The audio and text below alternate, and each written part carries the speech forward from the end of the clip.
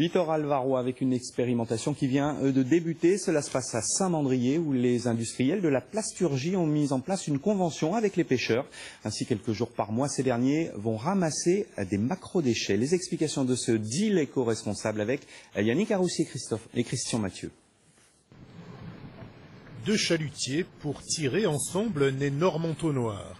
Le filet va permettre aux pêcheurs de lutter contre l'un des fléaux de la Méditerranée, les macro-déchets plastiques. Tout ce qu'on a vu sur l'eau, là, on les a mis dans la boîte à un seul coup. On prend énormément de déchets dans nos filets, dans notre matériel et tout.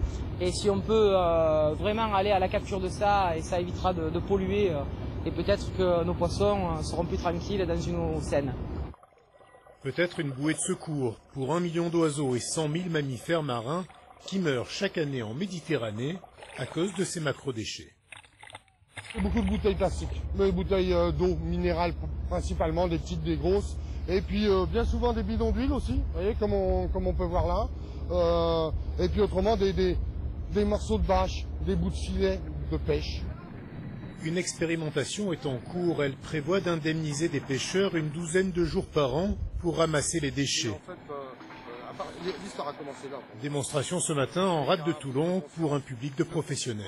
Toutes les initiatives de ce type sont bienvenues parce qu'il y en a tellement que si on peut en ramasser, il faut pas hésiter, quoi. Une seconde. En plus, c'est de la matière première secondaire qu'on est en train de perdre et gaspiller. C'est complètement idiot, les matières premières s'épuisent.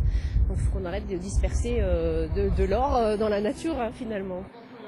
L'expérience va durer 3 ans en Atlantique comme en Méditerranée. Il s'agira à la fois de tester la méthode de récolte et d'explorer les pistes de recyclage.